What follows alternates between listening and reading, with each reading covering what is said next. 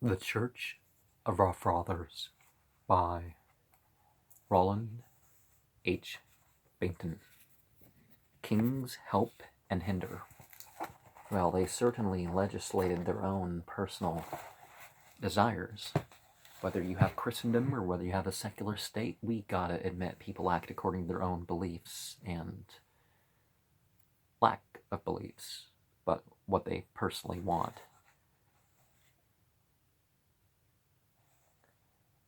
Shaping the new world of the West was in great measure the work of the Church.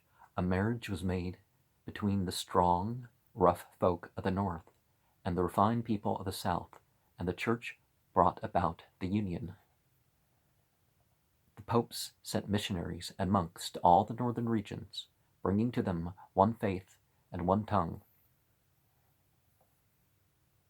Well, certainly other churches by that time had joined in to a degree, but not with the success.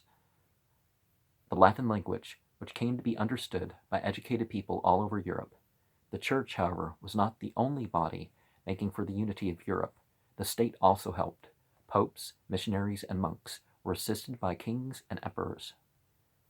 Conditions were not as they had been in the old Roman Empire, where there had been only one state, for the so-called barbarians had many kingdoms, much smaller than the present nations, and were often at war, but men longed for the unity which had once been in the old Roman Empire, and trusted that the new world taking shape in the West might also be one, a new Roman Empire. As the Greeks believed that Rome had passed over to Constantinople, so the Franks thought that the Empire of Rome was to live again among them, and one of their kings founded the Holy Roman Empire, which for centuries bound together in a loose way the many little kingdoms of Europe. Not all of Europe, however, was ever included. England never was, and France only for a time. When we speak of the state in the Middle Ages, we are not thinking of a single government, but many little units, and one large one, which served, at least in men's minds, to unite the world. The Church and the state for a time helped each other. The state was glad to have the Church teach the people the same faith and the same language, that they might better understand each other and work together. Now, some languages help direct what people believe and don't and disbelieve. The kings also looked to the Church for their crowns, since many kings were just strong men who ruled because they were strong enough to rule. Yet they found rulership hard if it rested on nothing but strength. The people would not long obey a king unless he were set to rule over them by God. And how could men be made more sure of God's approval of a ruler than if the Church gave him the crown? So a lot of these royal conversions, you question it if it makes them part of a more powerful connections. This was the way in which kings had been chosen and anointed in the Old Testament. The prophet Samuel had anointed Saul, and later chose and anointed David. Made them messiahs is the way that would be rendered otherwise, because that's what Messiah means. In the same way, the popes should anoint and crown kings. Pepin, the king of the Franks, received his crown from the Church. His son, Charlemagne, was made Holy Roman Emperor by the Church. His real name was simply Charles. He was called Charles the Great, which in Latin is Carolus Magnus.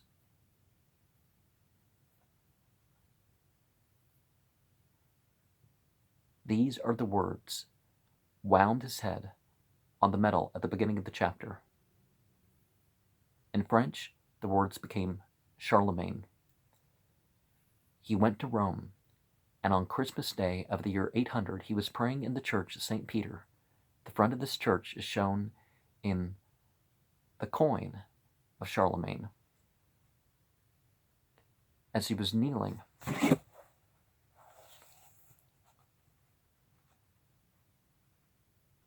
Before the tomb of the saint, the Pope crept up from behind and placed a crown upon his head. He hailed him as the Holy Roman Emperor, Charles Augustus, crowned of God.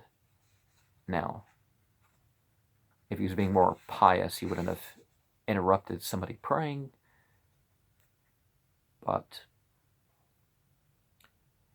in return, the kings and the emperors helped the church. When the Pope had troubles with the barbarians in Italy, Pippin came down, took 5 cities away from them, and turned the keys of the cities over to the Pope, that he should be henceforward the ruler. This was the beginning of the papacy as a kingdom.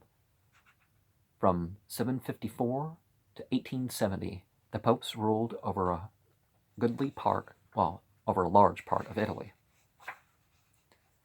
At first, church and state helped each other, but as each grew more powerful, disputes arose between them. Such quarrels are hard to avoid, and even though both church and state claim to be Christian and holy, the difficulty is that the church and state overlap. Some explain the difference between them too simply. They say that the state deals with man's outward life on earth, with order, justice, and peace, and should be left to handle the body and earthly things. The church deals, they say, with man's inner life and his preparations for heaven. As a metaphor is the word heaven, because heaven is the sky, right? And with consciousness, reverence, and the heart of man, and should be allowed to look after the soul and the way to heaven. But the division is not so simple. The soul is not divided from the body, and the road to heaven lies on the earth. The matter is doubly hard when the church is itself a government and the owner of many lands. When both church and state undertake to rule the life of man, disputes are almost certain to come. Conflicts of church and state in the Middle Ages occurred when the church interfered with the state by refusing to let kings do as they liked about marriages. They would often make matches for themselves or their children in order to cement the friendship of the country with the neighboring state through marriage of a prince of the one with a princess of the other. The bride and groom might never have seen each other until they were married. Sometimes they liked each other after the wedding, and sometimes they did not and wished to be divorced. Then, too, the interest of the country might change, and a marriage with some other prince or princess might seem more desirable. The Catholic Church, in such cases, would permit no divorce, because marriage is as much a sacrament as baptism and the Lord's Supper.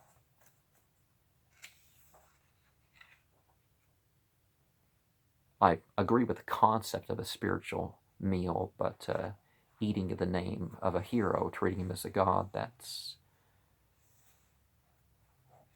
Matthew 7:22-23 should lead you away from doing things in the name of Jesus. And Matthew 7:21 should lead you to say that, well, calling him Curie, spiritual master. So calling him that type of Lord doesn't do much. You have to do the deeds yourself. When people are married, they promise to be faithful to each other so long as they both shall live. That's actually in one of the definitions of the words for marriage, is the intent for it to be permanent. If a quarrel between a husband and wife did occur, the church tried first to bring them together again, as this monk is doing. If the efforts failed, and the king would not stay with his wife, the church had 2 weapons with which to punish him. The first was excommunication. This meant that the king would not be permitted to come to communion, that is, to the Lord's Supper, nor could he have any other of the comforts of the church. There is different meanings of that, but when you hear Baal as the one that's son of God, sort of meant this is the way that the Christians thought of Lord. Nor could he have any of the other comforts of the church. Another weapon was the interdict. This was an excommunication which applied to the king's territory. Now, that's whether or not somebody should be excommunicated. It's certainly not right to punish people around them. Let man be punished for his own sin, or let him redeem himself for his own sin, right? If he were the king of France, then all the services of the church would stop in the whole of France. The king's subjects would then be so annoyed they would try to make the king obey the pope.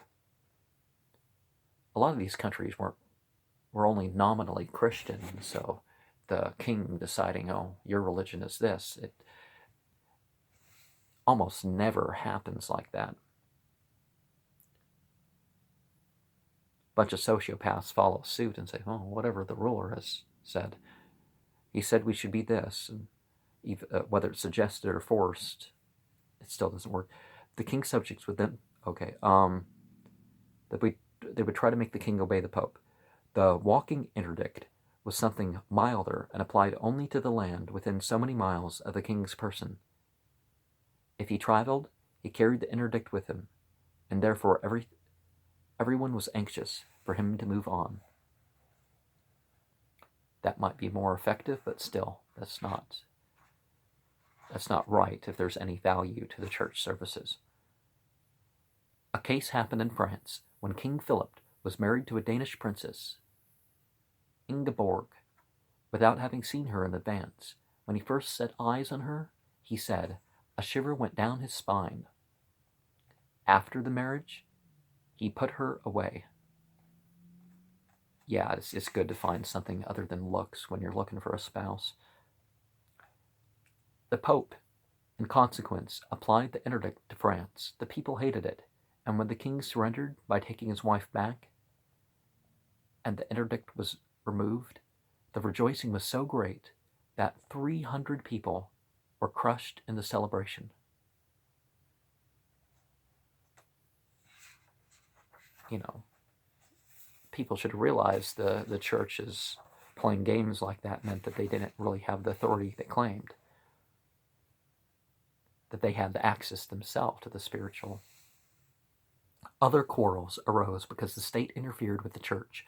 The reason was that the church owned so much as half the land in France and Germany. The possession of the land by the church had at first seemed desirable even to the state. When the Christian monks went to the northern barbarians, as they were called by those people. I hate calling people barbarians and pagan and heathen just because they're foreigners or of a different religion or something. I don't think that's right. The simplest way for the monks to live was to take a tract of unused land and farm it. In the course of time, however, immense stretches of land were given to the church, and difficulties arose with the state because all taxes came from the land, and soldiers for the army were furnished by the holders of land from their helpers. Naturally, then, the king wished the land to be in the hands of those who would pay the money and give the men. The king, therefore, began to appoint the bishops and abbots himself.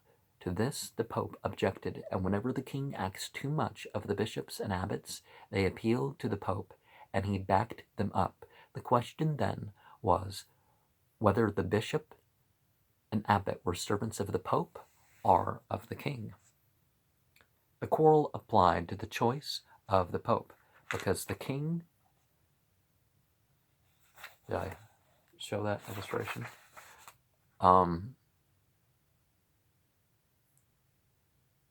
Because the king or emperor, to make sure that the Pope would not interfere with the choice of bishops, insisting on choosing the Pope himself. To prevent this, the popes made the rule that the Pope should be chosen by the cardinals. They are churchmen, most of whom who live in Rome, and help the Pope. They wear flat red hats. The Pope wears a 3-layered crown called a tiara. With the question of lands and loyalty went another as to whether the clergy should be married. They were married, especially in Germany, and had sons to whom they handed on the hands of the church. The Pope believed that the bishops would be more obedient if chosen only by himself. And the Bible says that a bishop should only have one wife. But the celibate thing, well, there's encouragement for that. So at all levels, you don't have to be clergy to fall into that thing. But I would not go that. The first commandment in the Bible are to get married, have sex, and have children. To this end, the clergy were required to be celibate, which means unmarried. Another point was that the priest should be pure like the monks. Again, marriage would be a vehicle of purity, not, oh, well, you're with your spouse. It's backwards way of thinking. Another point was see the illustration there. The attempt of the church to make the bishops loyal only to the Pope and to make them give up their wives caused a great fight with the Holy Roman Emperor and with the German bishops who sided with him against the Pope because they were unwilling to give up their wives. The Pope who fought the battle was Gregory VII. The Emperor was Henry IV. The Pope came out with two orders. All the bishops in Germany must receive the staff of office from the Pope and not from the Emperor, and all the bishops of Germany must give up their wives. They replied that they would rather give up their lives, and the Emperor defied the order by appointing a bishop himself in Milan, the old city of St. Ambrose. The Pope promptly, in the name of St. Peter, put the Emperor out of the church and released all Christians from their promises to obey him. Henry found that he could not be emperor. The common people would not obey. The only hope was to make peace with the church. Henry started for Rome. The year was already far along, and the swift Rhine was frozen over. In December, Henry and a little party crossed the Alps. The feet of the horses were tied together, and they were dragged down the snow slopes. Not many reached the plain alive. The Pope, in the meantime, had started north for a meeting, and had reached the fortress of Canossa in northern Italy. Henry turned in here and came to the gate of the castle. It was January now of the year 1077 of the Vulgar era. Snow was still on the ground. Henry, clad in white as a penitent and with bare feet, stood all day before the castle. The gate did not open. The second day he stood barefoot in the snow. The gate did not open. The third day he stood again in vain. Yet the successor of Peter could scarcely refuse to forgive one who stood at the door and knocked. The gate opened. The mighty emperor stood a suppliant before the bandy-legged little Pope, asked forgiveness, and made many promises. The Pope forgave. But the tables were soon turned. The emperor, once more in control of the country, forgot his promises, and then the Pope excommunicated him again. But the emperor persuaded the people that this time the Pope had gone too far. The emperor marched on Rome, drove out the Pope, and set up someone else in his stead.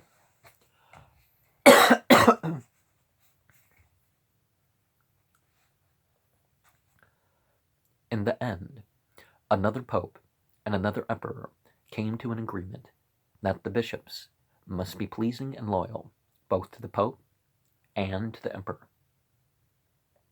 And the bishops had to give up their wives. From that day forward, priests of the Roman Catholic Church have been unmarried.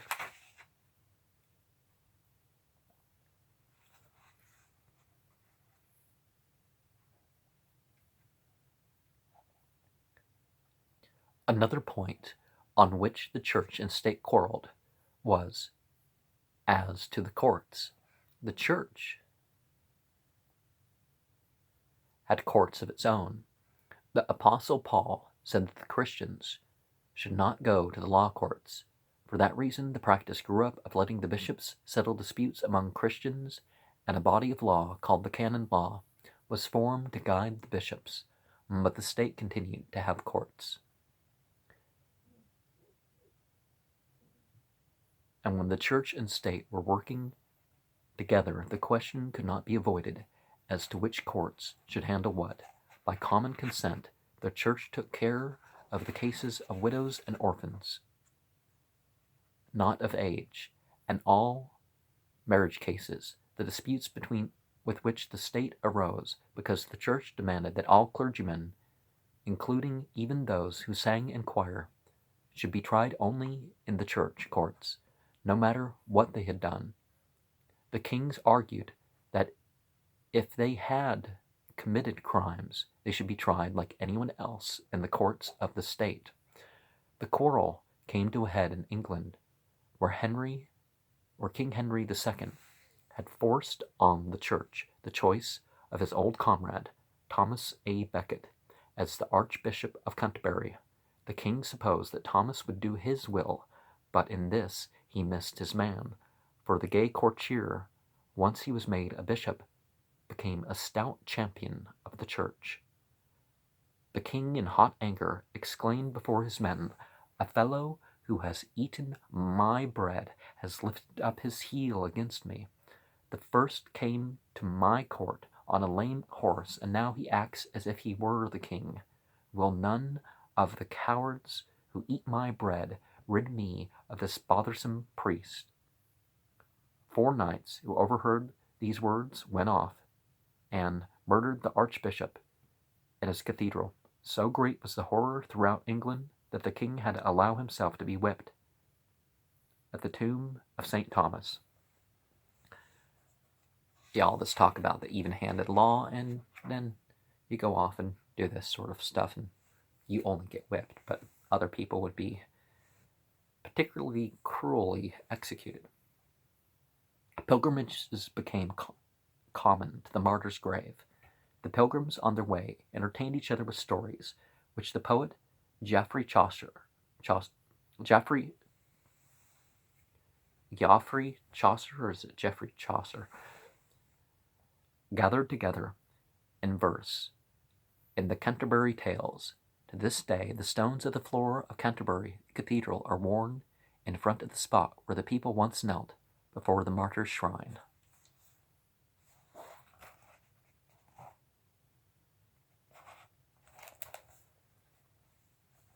The great success of the Church in its dealing with the Empire and the various stages of Europe came in the 13th century under the great Pope Innocent III.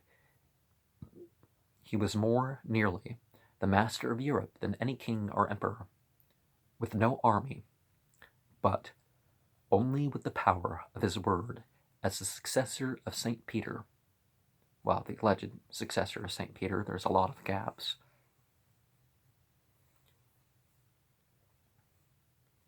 And with the weapons of excommunication and interdict, well, a representative of the succession of St. Peter. That would be how you say it, wouldn't it be? He gave kingdoms and took them away. Here's a picture of a pope giving the kingdom of Sicily to a prince of France. Notice the fleur de lis, the sign of France, upon his robes.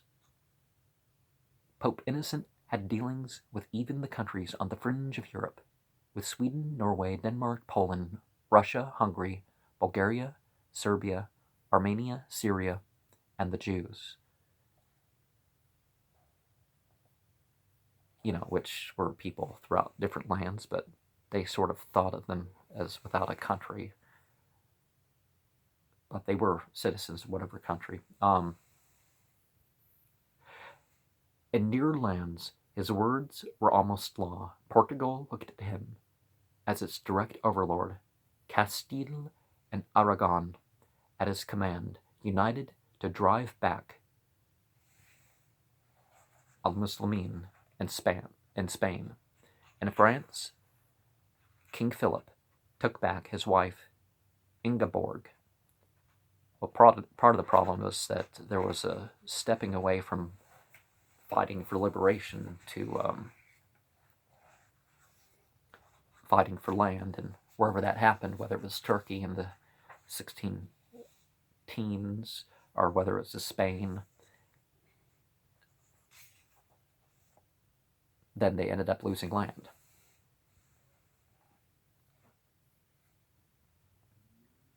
In England, King John appointed his own man as the Archbishop of Canterbury. The Pope insisted on the election instead of Stephen Langton, one of the noblest of Englishmen. King John swore by the teeth of God that he would put out all the eyes and cut off all the noses of the Italians in England, and drive out all the bishops and the monks, rather than accept the Pope's men.